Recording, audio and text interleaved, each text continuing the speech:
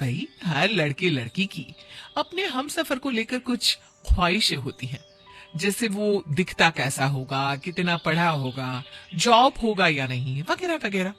लेकिन अंबर की तो बस एक ही ख्वाहिश थी कि लड़की ऐसी हो जो बिल्कुल उसकी माँ की कॉपी हो। माँ जैसा खाना बनाए, माँ जैसे बाल बनाए, माँ जैसी बातें करे। कुल मिलाकर अंबर की सोच माँ से शुरू होकर माँ पर ही खत्म हो जाती थी। अब तो आप समझ ही गए होंगे कि जिस घर में पत्नी की तुलना माँ से होगी, वहां शांति तो होने से रही, वहां तो होगा हर रोज एक नया घमासान। तो जी, 27 साल के नन्हे मुन्ने मम्मी के दुलारे अंबर की शादी 25 साल की समझदार होनहार लड़की अवनी से हो जाती है।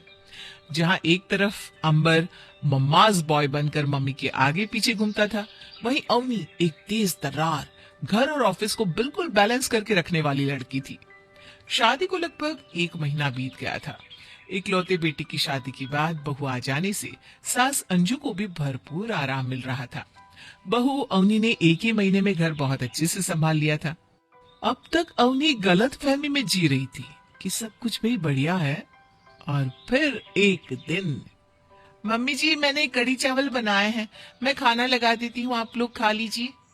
हाँ बहू, लगा दे। भाई, कढ़ी का तो नाम सुनकर ही मुंह में पानी आ जाता है। क्या अंबर? अब बना दिया तो लगा दो, लेकिन सही बताऊं तुम्हारे हाथ में वो बात नहीं है। मम्मी कढ़ी बनाती थी तो मैं उंगलियां चाटता रह जाता था। अच्छा, हाँ, सबका अपना अपना तरीका होता है। हो सकता है मम्मी जी के हाथ से ज्यादा अच्छी बनती हो। मम्मी जी, कभी मुझे भी बनाकर खिलाइए ना, उंगलियां चाटने जैसी घड़ी। फिलहाल तो जल्दी से डाइनिंग टेबल पर आ जाओ, खाना लगा रही हूँ। अरे बेटा, ऐसा नहीं कहते। देख, कहीं बहू को बुरा लग गया तो। मम्मी सच्ची, आपके हाथ का खाना इतना लज्जतदार होता है कि क्या बताऊं। जब से अवनी खाना बनाने लगी है, मेरी तो भूख ही मर गई है। अब इसमें उसे बुरा लगे तो लगे। तभी अवनी भी वहां आ जाती है। क्या कहा? तुम्हारी भूख मर गई है? हाँ, समझ सकती हूँ मैं। आजकल तुम बस 5-6 रोटी और 2 प्लेट चावल से ही तो काम चला रहे हो। आधा पेट खाकर देखो तो कैसे कमजोर हो गए हो। अवनी अपनी बात कहकर वहां से चली जाती है। लेकिन सास अंजू समझ गई थी कि बहू अवनी को पति का बार बार माँ के खाने की तारीफ करना पसंद नहीं आ रहा है। कुछ देर बाद, अवनी बेटा, मैं कुछ मदद करा दूं तुम्हारी? नहीं मम्मी जी, मैं कर लूंगी। हाँ, मैं मानती हूँ कोई भी काम आपके जैसा तो नहीं कर पाऊंगी, लेकिन अपनी तरफ से मैं कोई कसर भी नहीं छोड़ूंगी। और हर इंसान ना अलग अलग होता है मम्मी जी। ना आप मेरी तरह हो सकती है और ना मैं आपकी तरह। अरे बेटा, मुझे पता है तुम कितनी काबिल और होशियार हो। अब इतने सालों तक मेरे ही हाथ का खाया है ना, तो थोड़ा समय तो लगेगा ही। तुम अपना मन मत दुखाओ बेटा, मैं उसे समझाऊंगी।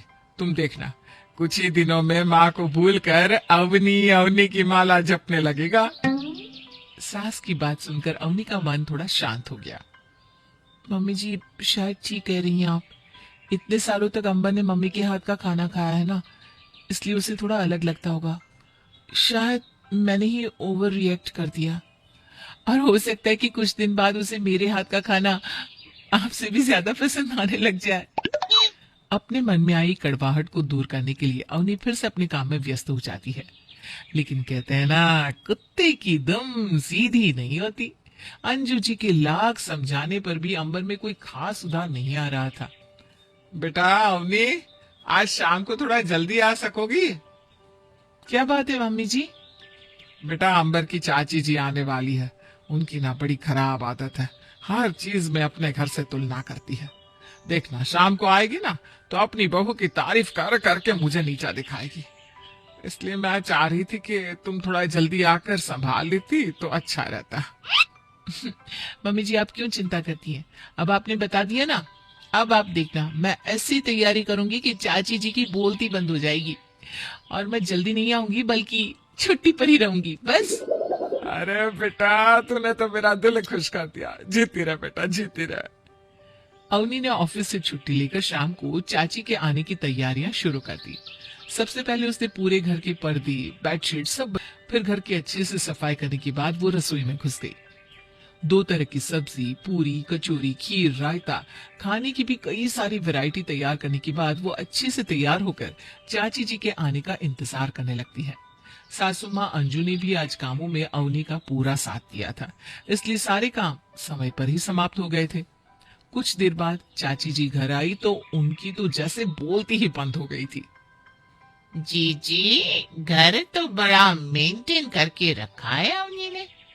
नौकरी के साथ साथ कर लेती है ये सब। हाँ छोटी बहू मेरी बड़ी गुणी है, हर काम में अव्वल है, ये समझ ले। अच्छा, बहुत बढ़िया बहुत बढ़िया। जीजी कुछ चाय नाश्ता भी कराओगी या भूखे पेट बहू की तारीफ ही सुनाती रहोगी आज? क्यों नहीं कमला, भी ले। अरे बेटा अवनी देखो तो आ गई तुम्हारी चाची जी। अरे कब से लगी है रसोई में। मैंने तो कहा भी सिंपल सा खाना बना ले, तेरी चाची को ये ज्यादा मसालेदार और पकवान मिष्टान पसंद नहीं, लेकिन बचा ले जो इसने सब्जी रोटी बनाई हो। पता नहीं क्या क्या मिष्टान बनाने में लगी हुई है। बहू अवनी की तारीफों के पुल सुनते सुनते चाची जी तो बेचारी आज कोई कमी निकाल ही नहीं पा रही थी, और अंजू खुशी के मारे फूल ही नहीं समा रही थी। तभी अंबर भी वहां आ जाता है। अरे चाची जी आप, नमस्ते नमस्ते, कब आई आप? हाँ बेटा, ये नहीं कि चाची को लेने स्टेशन पर आ जाए, अरे कभी फोन करके हालचाल ही जान ले। बस जब दरवाजे आकर बैठ जाओ तब सारे जहां की बात याद आती है। अरे छोड़ना इसे, तू नाश्ता कर। माँ की बात सुनकर अंबर ने भी नाश्ते की प्लेट में से एक कचौड़ी उठाते हुए उसका एक टुकड़ा मुंह में रख दिया। अब देखो चाची, अवनी ने इतने सारे पकवान तो बना कर रख दिया लेकिन जो स्वाद माँ के हाथ के खाने में है ना, वो अवनी के हाथ में तो कभी आ ही नहीं पाएगा। एक टुकड़ा खाते ही मन खराब हो गया। अंबर बेटा ऐसी बात नहीं करते, देख बहू ने कितनी मेहनत से सब कुछ बनाकर तैयार किया है। भाई मुझे तो बड़ा स्वादिष्ट लग रहा है खाना। रहने दो माँ, आप जब कचौड़ी बनाती थी ना, ओए होए होए होए, बस मेरे तो सोचकर ही मुंह में पानी आ रहा है।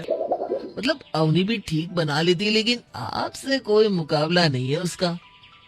सुबह से एक पैर पर खड़ी होकर दौड़ते भागते सारे काम निपटाते निपटाते अवनी थक कर चूर हो गई थी, लेकिन अंबर के मुंह से चाची जी के सामने अपनी बुराई सुनकर अवनी के सब्र का पैमाना छलक गया और वो दनदनाती हुई अंबर के सामने आकर खड़ी हो गई। बस बहुत हो गया, हर समय मम्मी मम्मी मम्मी करते रहते हो। तुम्हें किसी की मेहनत दिखाई देती है या नहीं? सुबह से झक मारकर काम में लगी हुई हूँ, लेकिन मजाल है जो तुम कभी तारीफ के 2 बोल भी बोल दो। बहुत मम्मी मम्मी करते हो ना, ठीक है, आज से तुम मम्मी के हाथ का ही खाना खाओगे, क्योंकि अब मैं तो तुम्हारे लिए कुछ भी बनाने से रही। अरे अवनी बहू तू भी कहाँ इस नालायक की बातों में आ रही है।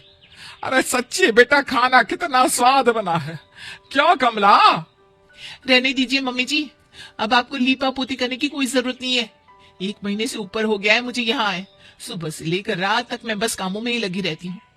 अरे बहू कोई इमोशनलेस मशीन होती है क्या? मतलब पूरा दिन खटकर सबकी पसंद का खाना बनाओ, घर देखो, ऑफिस जाओ, और बाद में आपके सुपुत्र सारी मेहनत पर पानी फेर देते हैं। बहुत पसंद है ना मम्मी के हाथ का खाना, तो जाओ आप मम्मी के हाथ का ही खाओ। मुझे भी कोई झांसी की रानी बनकर सब कुछ अकेले खाने का शौक नहीं है। अवनी बहू ने चाची के सामने इज्जत का कबाड़ा तो किया ही, साथ ही साथ खाना न बनाने का जो फरमान जारी किया, वो तो अंजू को ही भारी पड़ गया। कुछ दिन तो बेचारी तीनों टाइम का खाना बनाती रही।